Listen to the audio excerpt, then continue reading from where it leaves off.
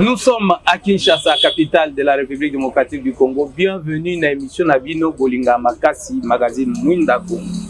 Et l'autre, il y a un Makasi. Et si vous avez la mamie matali politique. Mais les autres, vous avez mini politique, peut-être vous avez la métier mounene, métier mouko oyo. Et ça l'a un peu effacé, batubaye baraté. Vous avez la mamie matali association, soit Union nationale, il y a des caméramens. Il y a Congo, vous avez un poussé. UNCC, Touyambi Mwanamboka Merlin Kamalando Awazali, président national de l'Union nationale, il y a des caméramens du Congo. Mwanamboka Merlin Kamalanda, Mbote Mwanamboka Arnaud de Moudia Congo. Bonne santé. Non, nous n'avons pas là. Merci, on est au PC sur le caméraman pour Bozaï Belete. On s'est en abisso Lili. Merci Nayo, merci l'équipe Mobimba pour la valeur européenne. Il y a voyagé sur la Mambi, l'Italie, la caméraman ya Congo. Et mon gros caméraman.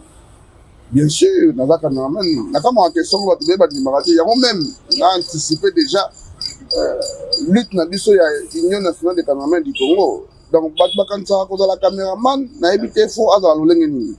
Je vous informe que Naza caméraman, dans l'équipe de la chaîne de Belé à télévision, Badinga Bazana Moni. Mon toit là, c'est ma caméra, on a fait son bruit. Nous sommes dans les peuple. Alors, les potes de Faye, et tant d'autres. Donc là, c'est pas à contester. Bah, on va dire, mais les caméras, on va dire caméraman. Oui,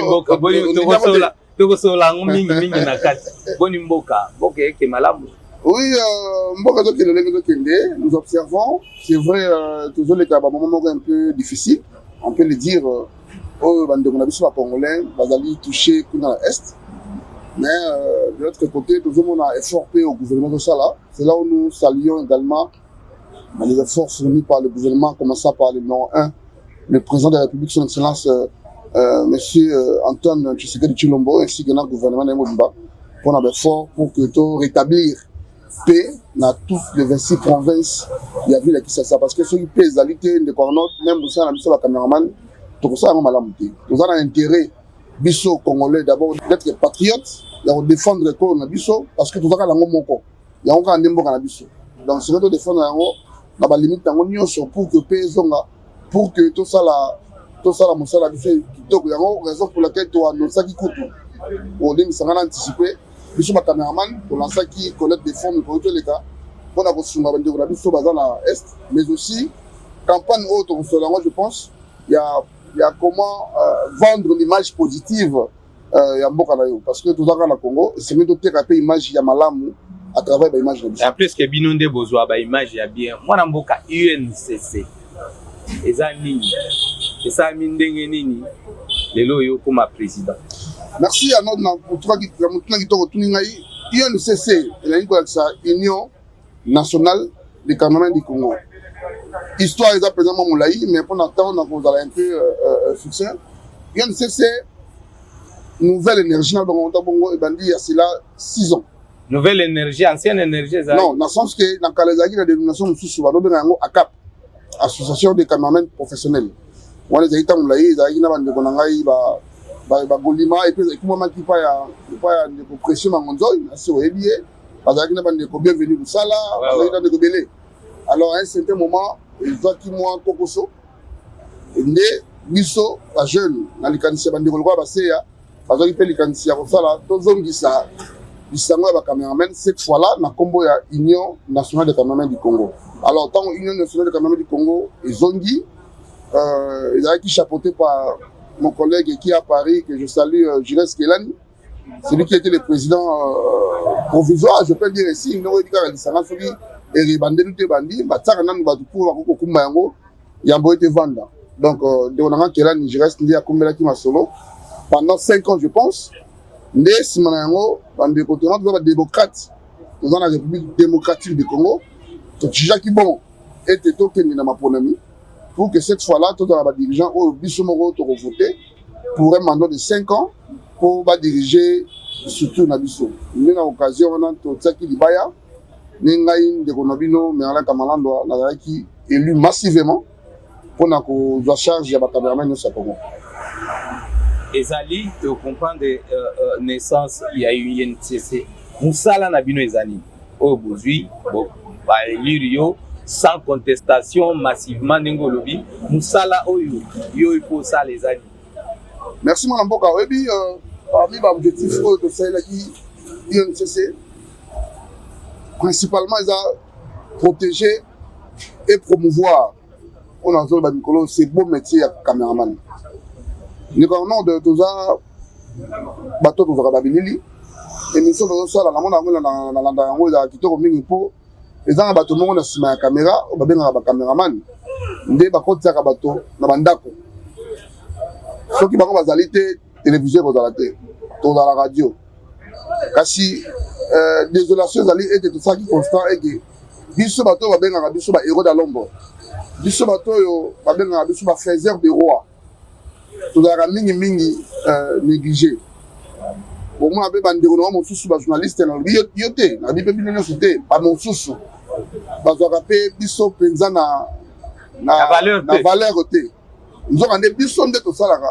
je peux dire ainsi pour Bino Bozala.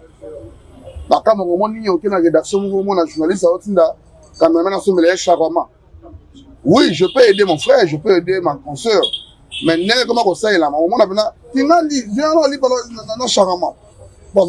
Mais avant de continuer, mais vous taxez les journalistes, mais vous-même, dans l'institution, il y a l'État, comme dans la présidence, dans le ministère, le caméraman n'est pas surarrêté, considéré comme agent, donc il faut pas foutre avec un canaliste, même le voyage, il faut coopérer, il faut belé salement. Ce n'est pas seulement les journalistes. Raison pour laquelle c'est par là que je voulais chuter. Donc, pour moi, la question est déjà moto, tout dans la état mon yonso. Pour nous, ça doit dire dans la moto moko, équipe moko. C'est déjà moto dans ta varnae, pas mon sous-sous. Dans l'insisté, dans le dit, bah, mon yonso, c'était, pas mon sous-sous. Après, ça va bien sûr le même été. Et bon, à combien plus forte raison, bah, tout va mon sika. Il y a un moment qui, tu vas qui, tu non, non. C'est que biso moko, mon taro linga, mon sang, la biso, le gars, biso moko, azalité. Mon taro, on sa valeur, en mon sang, la azalité, il y a un biso moko, téléminal. Tu l'habité, il faut, te battre dans mon salaire, il faut te mon mongo, tout la qui ça. Mokili ete tozali na ntina makasi pour te récupérer place na biso oyo bogi na biso bon si je peux aller biso moko ba cameraman je peux pas le nier biso moko peut tozali na base il y a des considérations oyo société ou pas même pas société les autorités ou ba tomusu ba pesa biso pourquoi par notre manière de fonctionner par notre manière exactement je peux dire ici mais nous avons battre des autres dans la journaliste des autres dans la professionnels mais à biso on est comme le monopole des autres. Non. Nous-mêmes, nous sommes conscients. Il y a des fois, par moment, un truc bazali, bateau imangongi bazali. Il y a un peu de ça qui c'est pour discipliner. Bateau le lengue on a moto musu ça image Arnaud comme il ça image dans les hommes on a assisté. Au moment où moto moi reportage, il fallait que dans ça reportage ne pas pessier à ça là. À ça il y a malamu.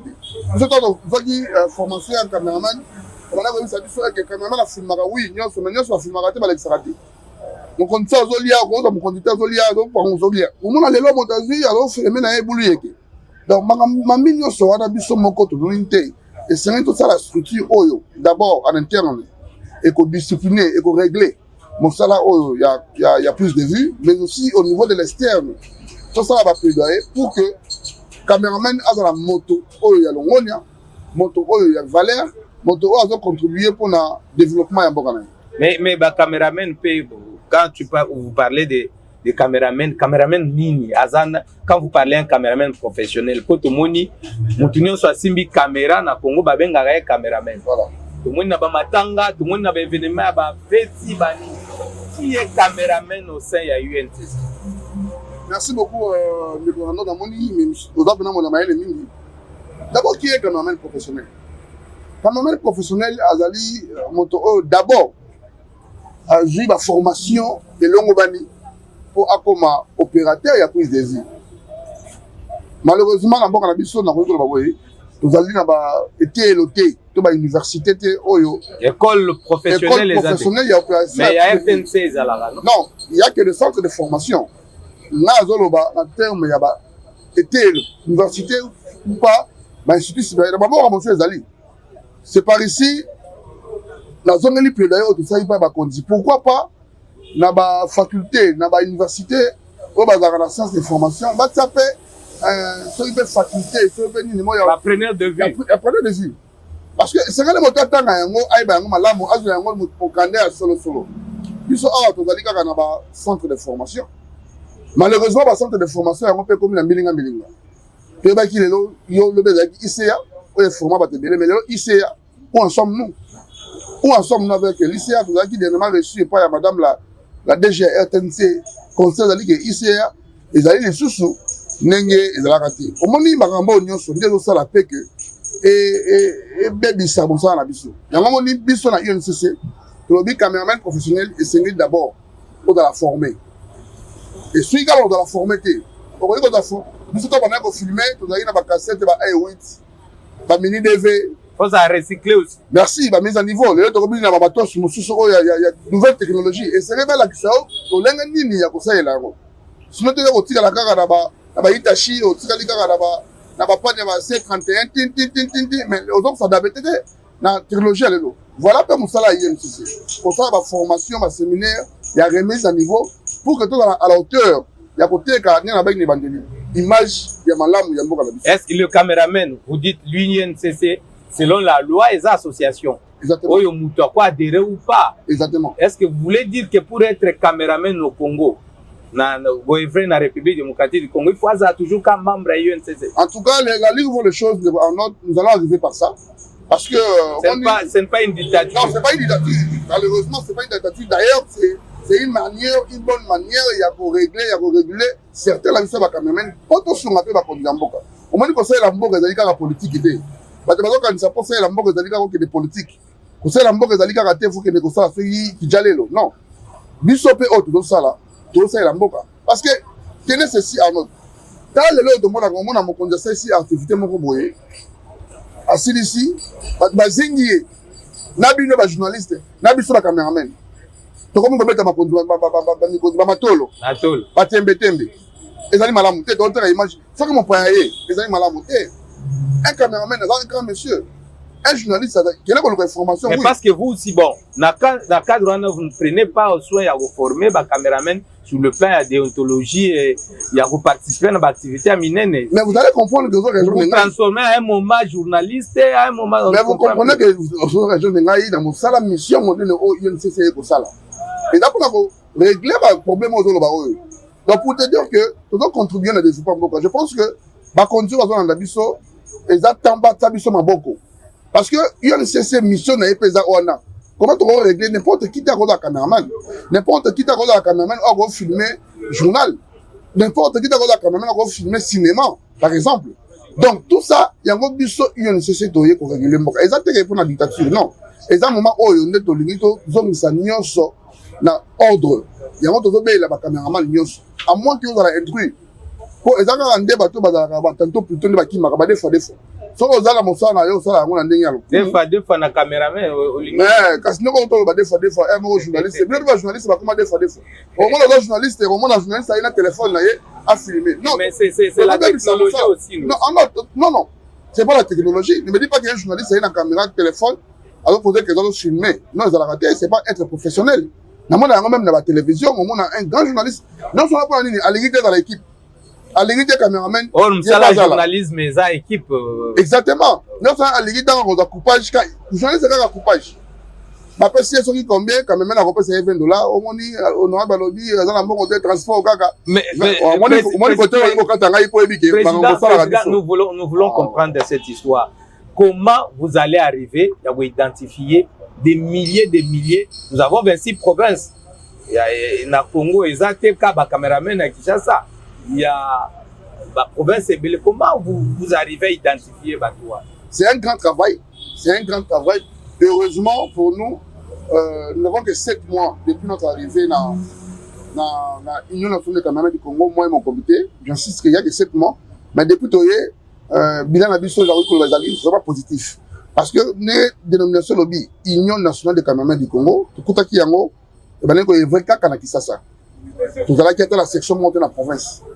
Mais depuis notre arrivée, tout ça est fort pour que dans la province, tout dans la section, d'ailleurs, je vous informe que tout le Congo central, pour le Congo central, pour installer cette fois-là officiellement un comité, il y a provincial, il y a Congo central. Donc, identification, tout le monde a dit que ça là, ezali mosala ya makasi ndeko na ngai yango tozosenga soutien ya bato nyonso parce que biso toyiba jeune oyo toza na mai na makila ya makasi toza na mposa kotravaille tokotambola na bachaine nyonso ya télévision toza na vraiment ya moyen mais tobandi na bamoyen de bord toza nango pour démontrer face au public que nous sommes des responsables et nous agissons d'abord avec notre bâton oyo toza na yango mais tokosenga bamoyen ya gouvernement basoutenir biso parce que c'est un travail oyo ekoaider. Vous parlez du gouvernement na kata ote. Est-ce que sur le plan juridique votre association est bien répertoriée? Est-ce que ESAP n'a reconnu dans le ministère des médias, à part le ministère des médias, il y a des autorités à Bokoyo, le service de sécurité, même Makavi, à caméraman d'insécurité, il y a une structure où ils ont géré le monde de la presse. UNPC, est-ce que vous êtes statut bilogonion, régularisé, qu'on vous appelle une structure qui engage les caméramans? Nous sommes sérieux. Et notre structure, c'est une structure sérieuse. Donc je ne peux pas, moi, m'hazarder, passer à la télévision, parler de l'UNCC, aller implanter l'UNCC partout, sans que sur le plan juridique, tout en règle. Je vous informe que nous avons les documents juridiques. Tout à l'heure, comme tout à belle, tout à l'heure, documents d'Abisso. Il nous reste maintenant le travail de notre Bissayo, que Bakondi, en commençant par notre ministre de tutelle, que je salue, l'excellence, Patrick Bouya, un ancien caméraman aussi. Qui fut un caméraman. Ministère Naïe Tozango en parfaite collaboration. Il est avec nous. Il y a Magui Bisso. Nous tous les gars. Pendant total Isaïe, cahier des charges Nabisso. Total Isaïe, vision Nabisso à INCC. Le ministre était très content, très heureux. Et on a été bandeko, Sangani, pour structurer domaine manco précis. Pour la bonne marche, il y a médias, il y a Congo. Donc, nous en collaboration dans UNPC également, avec le président Kamanda. Je vous informe aussi. Et je profite de votre micro pour naïbisa la caméraman nyo sur la nangai ete nous collègues yaka to si madati yalelo pour dans la caméraman professionnel pour dans la reconnu moto à la média moto ya presse pas presse au cap ya presse na UNPC volume ça mais il faut passer par l'Union nationale des caméramans du Congo et ça ma solo to sur la ngona UNPC biso to la caméraman biso ne to yebi qui est caméraman qui ne l'est pas lelo au moment moto musu dans la caméraman kala longa déjà mo sala yango. Mais au moment où on a vu comme moi, Azumatos, quand on se matos, ça va rater. Alors, biso le sengi bo tigre la biso charge wala. Tout ça ma casse ya ko sala yango parce que to banaye déjà d'identification, to banaye ko sensibiliser to le dans toutes les chaînes de télévision, to comme là tous les portraits de médias, to comme là même agence sur les médias pour que notre caméraman et seigneur naye a la reconnu. Conditions pour un caméraman à s'identifier. Conditions. Non, c'est simple. Non, oui, c'est gratuit. C'est simple. C'est juste présentez-vous dans le bureau. Il y a UNCC dans la Pokoki. Tu as une question. On peut s'identifier. On peut s'y biso sur la chaîne Mokosalaka. On peut s'y comment chaîne. Mais tu vas vérifier la chaîne Yango. Est-ce que réellement Neko X à Salaka Awa sont indépendants. Tu vas donc. Et dans la condition vraiment à ma capacité. Et pour les caméramans indépendants. Et aussi, par contre, il y a qu'à s'identifier. Il y a qu'à nous, il y a qu'à nous, caméraman. Biso toda ba démarche to ça la mtuso moyen de voler pour confirmer réellement que aux caméraman et c'est alors que tant mon membre de UNCC aux réunion ta présence qui va confirmer également que tu es caméraman et c'est à partir de ces éléments que tu continue à Congo na UNPC lors il y a la délivrance c'est pas carte pour que posséder carte de presse. Donc voilà un peu un grand travail au UNCC Tozalango. Je vous rappelle que nous avons que jusqu'ici 7 mois, nous avons un mandat de 5 ans. Donc mon salaire ma casse ezali, naïmo kona comité na rente okupate. C'est pas ici na lobe la bandeko nyonso, cameraman nyonso bakondi et sika bazali batsa biso maboko. Parce que tolingi to réguler un peu monde oyo. Il y a caméraman congolais. On comptait pas un jour au moins la président de la République. Pourquoi pas? Lui, c'est notre père, c'est lui le grand de la nation. C'est lui le grand de la nation. D'ailleurs, il y a au moins, il y a le président Moko, en tout cas, dans le chapeau pour l'excellence, le président de la République, Fachi Beton, Azam Moto Yabato. C'est Azam Moto, Ayoka Mingi, Bato. Azam Moto, Lim Miaka, Mosala Yabato. Oui. C'est un ami de la presse. Voilà, tu as honoré presse. Tu as dernièrement en journée, il y a liberté de la presse. La presse, oui, président malgré agenda na chargé donc adam moto oyo adam alitoli na presse donc biso pe étant opérateur de prise de vie papa to sengi na yo pe mokolo otala na disponibilité oyamba biso po to zapi na mango oyo to yebisa yo biso nde to salaka yo bima na TV biso nde to sala ete to teka image ya malabu ya mboka to la campagne yo comme osenga audience lokwa fayulu na télévision bako basenga audience bako basenga wana po luka ba mwa biso to luka po na mboka biso to luka ndenge ni to luka image to teka image positive ya mboka parce que biso nde to senga to la sake Congo eza na richesse belé Congo eza na ba Congo descente na ba Congo eza prévu quand merci descente na ba Congo eza prévu le 8 juin. Donc, dimanche prochain, nous avons une activité na Matadi, précisément dans la province de Congo centrale, pour installer comité provincial. Il y a Union nationale des caméramans du Congo, section Congo centrale. Mais il y a déjà une équipe d'avance. Il y a CG Alpha Olenga, qui depuis hier, déjà à Matadi. Et il y aura une deuxième délégation dans la conduite. Et puis, il y a un jeudi, il y a un chiopé, il y a un ngonga.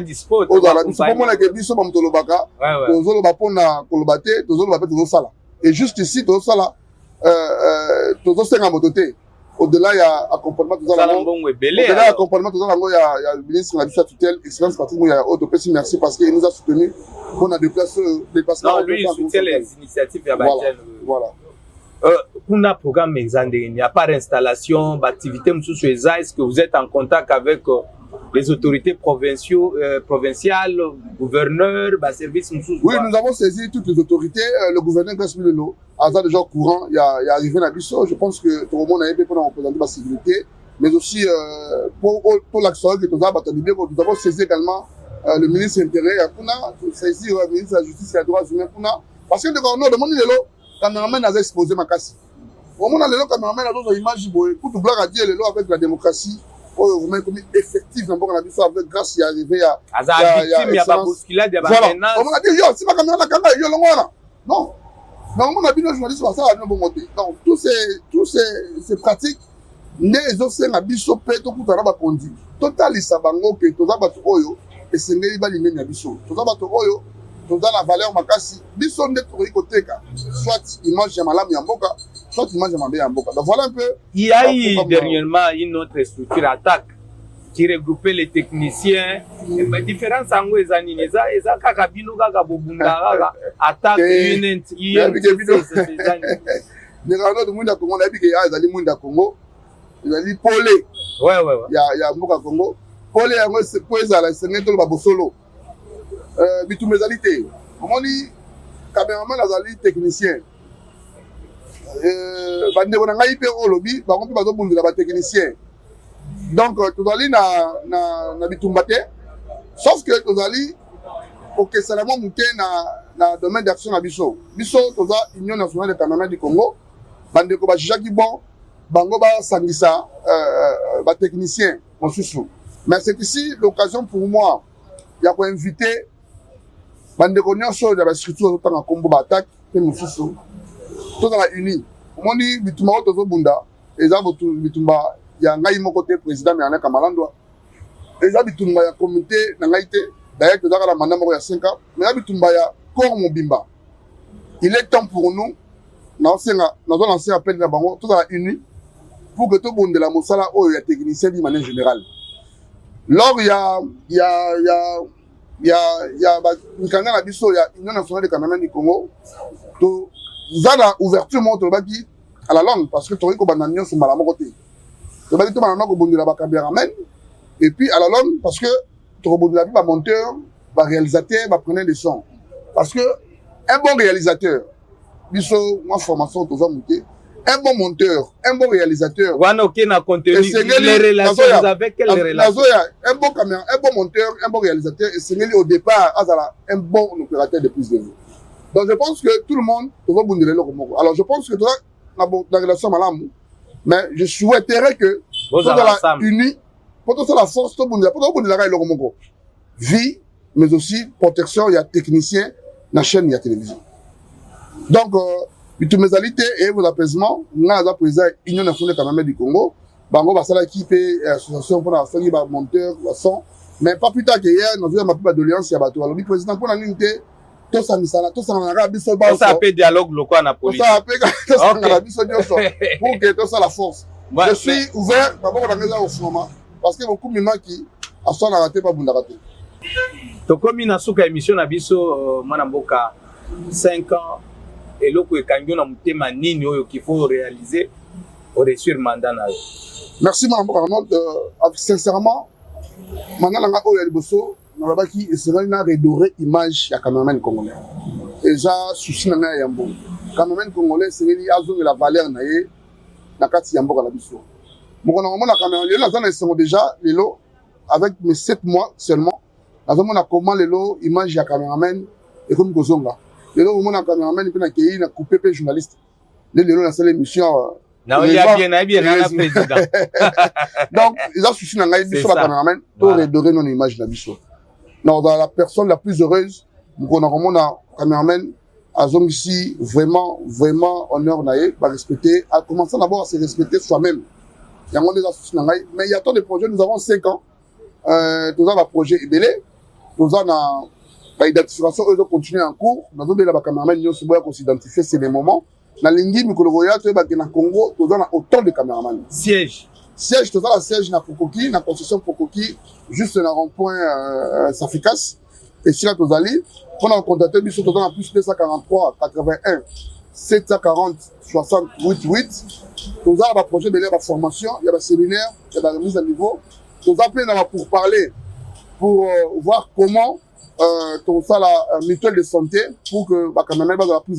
Merci beaucoup ezalaki mwana mboka Merlin Kamalandwa Oazali président de l'Union nationale ya ba cameraman ya Congo na yeto lobili makambo ebele o etali fonctionnement ya structure wana o etali nani azali cameraman abeti c'était makasi esika union sozali cameraman koma oyoki adresse kende ko s'identifier déjà bazoke na ba province pona ko installer bino bobenga biso na ville ya Bandundu pona ko tuna Union nationale ya ba cameraman esuki kana Kinshasa naza sur ayoki bakoya na Bandundu bakoya na Chikapa bakoya na Lualaba Lubumbashi partout bozolanda biso c'est comme ça na Maindombe voilà et bakoya kuna il faut ko structurer makambo bongo ngai esala nga pasi ya komona ke ba cameraman baza considéré comme ba sous-homme na profession na biso or baza ba père de famille ba responsable baza na ba responsabilité belé ya kosala sans bango même président de la République bomone na ndako te Martin Fayulu alobaki lobi